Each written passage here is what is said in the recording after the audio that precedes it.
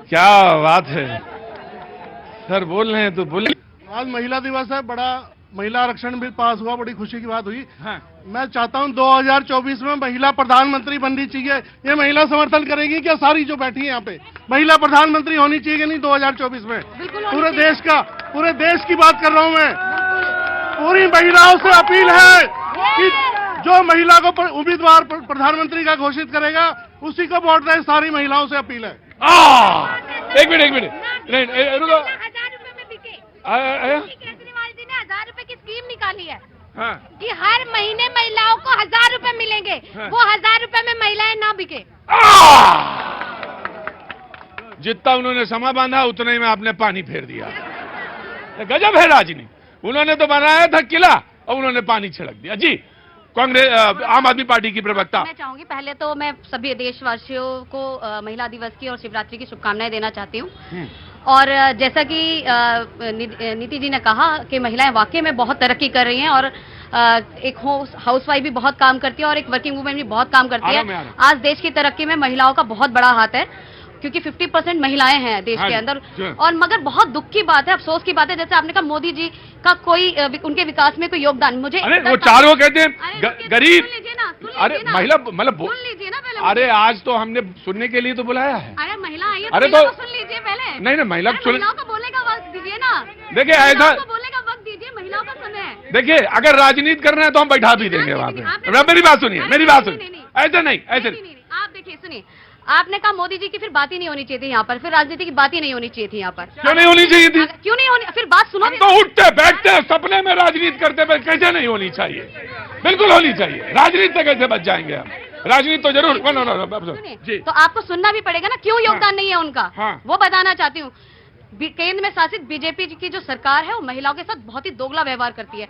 जब संदेश खाली में कुछ होता है तो चिल्लाकर मोदी जी कह के आते हैं, लेकिन वहीं मणिपुर में जब हमारी बहनों को नंगा घुमाया जाता है पूरे प्रशासन के सामने तो उनके मुंह में दही जम जाता है, उनके मुंह से एक शब्द नहीं निकलता है। जिनको वो अपनी बेटियां कहते थे, जो महिला खिलाड़ी थी, उनको उन्होंने अपनी बेटी कहा और वही बेटी यहाँ से थोड़ी दूर जंतर मंतर पर 3 महीने तो अपनी एक अफेयर के लिए बैठी रही, लेकिन मोदी जी उनसे एक बार मिलने भी नहीं आए, उनके मुंह से एक शब्द नहीं निकला। तो बताइए, जहां महिलाएं एक एफआईआर के लिए अगर उनको 3-3 महीने इंतजार करने, तो आप कैसे सोच सकते हैं कि महिलाओं का विकास हो सकता है? बीएचयू में एक महिला के साथ रेप हुआ और उसके जो आईटी सेल के उनके बंदे थे वो वहां पर चुनाव प्रचार करते रहे और एक एफआईआर दर्ज नहीं, 2 महीने लग गए एफआईआर दर्ज में।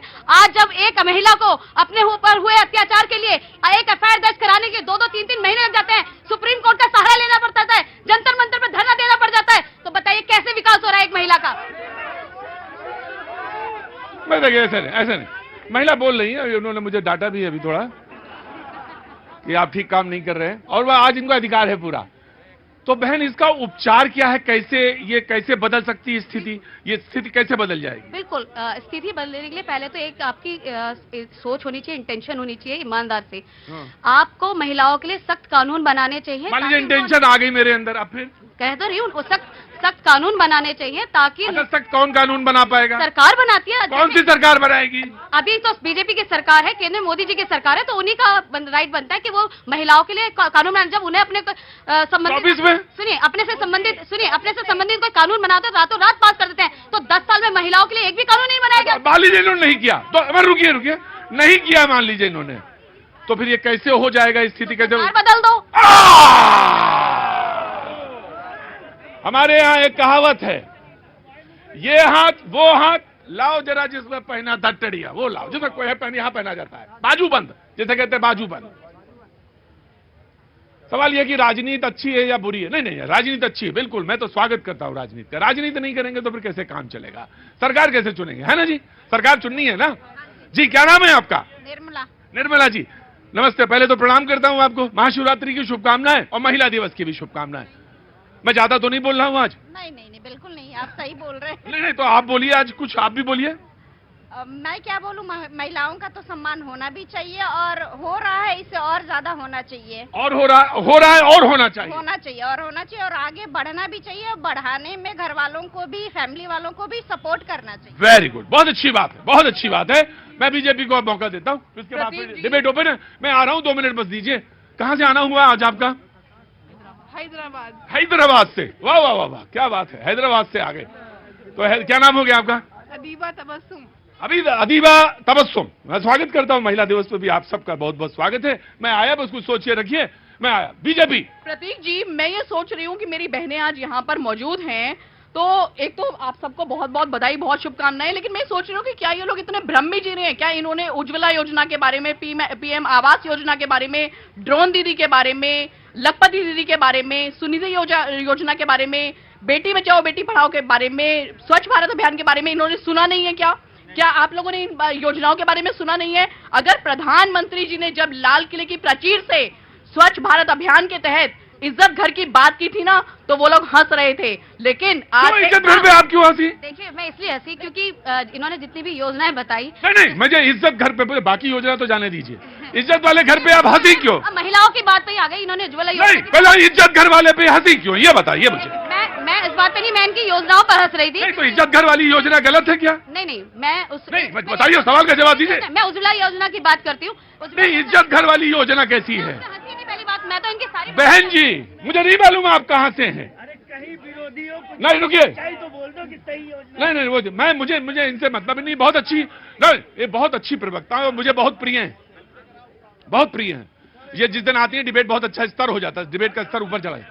लेकिन मैं बताऊं आपसे, मैं जहां से आता हूं और जहां घूमने जाता हूं, जगह पे 2 प्रदेश हैं ऐसे जहां घूमता जाता हूं, जहां से मैं आता हूं, जहां से मैं बिलोंग करता हूं।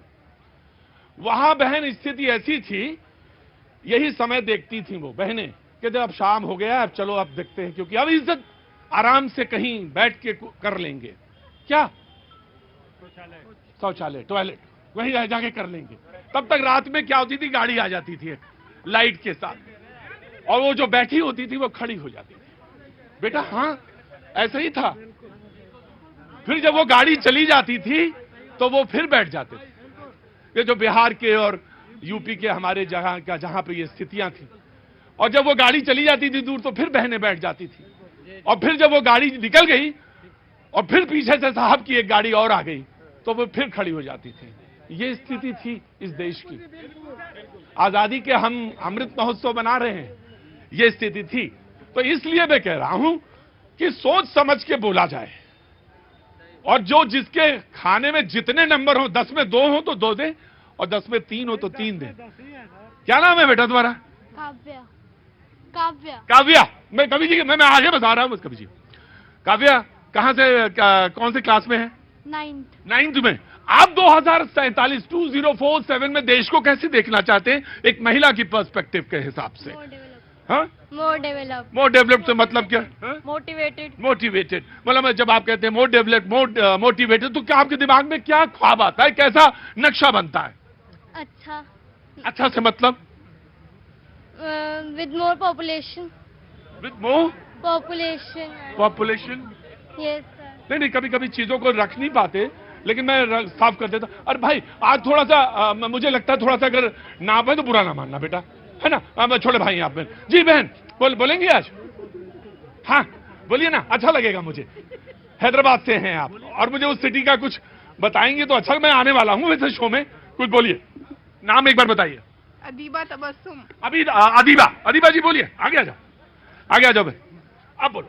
हाँ जी, कुछ महिलाओं के बारे में, कुछ उनके अधिकार, हुकूक, या लगता है कि 2047 का वही सपना मैं आपके सामने रख देता हूं, 2047 वाला। कैसा हिंदुस्तान देखती हैं आप? इक्वलिटी, वुमेन्स और मेंस को इक्वल देखना चाहती हूँ मैं। हाय मैं आज अगर आपसे, मुझे माफ करना, मैं बड़ा भाई हूं आपका। बड़ा भाई जो होता है बाप की तरह होता है, ठीक है? मैं आपको अपने रिंग में आज बुलाना चाहता हूं। आइए, अंदर आइए। बहुत बहुत स्वागत, प्लीज क्लैप फॉर। ऐसा कहने को तो ये कह सकती थी, अदीबा कह सकती थी, ऐसा हिंदुस्तान चाहिए जिसमें महिलाओं के पास सारे अधिकार हों, जैसे वो भाईजान कह रहे थे हमारे कि बात प्रधानमंत्री बनने की नहीं है, बात यह कि आधी आधी हो ताकत, आधी आधी हो सामंजस्य, बीच में जो बैलेंस है वो बना होना चाहिए। मैं आपको प्रणाम करता हूं जी। आप कर क्या रही हैं मुझे बताइए पहले। मैं एमएससी कर रही हूँ। एमएससी,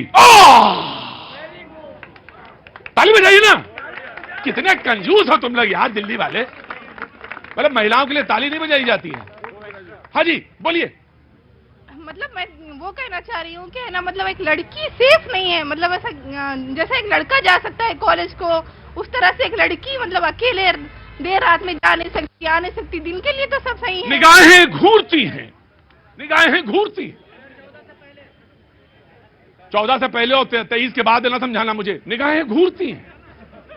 वो निगाहों जो हैं उनसे कैसे बचा जाए, और वो जो है रास्ते गए उनको कैसे दूर खत्म किया जाए, उसके लिए कुछ रूल्स बनाने चाहिए। हाँ, स्ट्रिक्ट। वो जो ब्लू ड्रेस वाली मैम ने जो कहा ना, मैं उससे बहुत सेटिस्फाइड हूँ। बहुत बहुत शुक्रिया। अल्लाह आपको बहुत तमाम खुशियों से नवाजे और आप बहुत ऊपर नजर आए, और क्या पता आने वाले समय में आप देश की प्रधानमंत्री बने। आपने कहा आमीन, और मैं तो हूं लखनऊ का बाशिंदा, सुम्मा आमीन। वक्त थोड़ा सा ब्रेक के बाद आया, तो आप पीछे नहीं रहेंगी।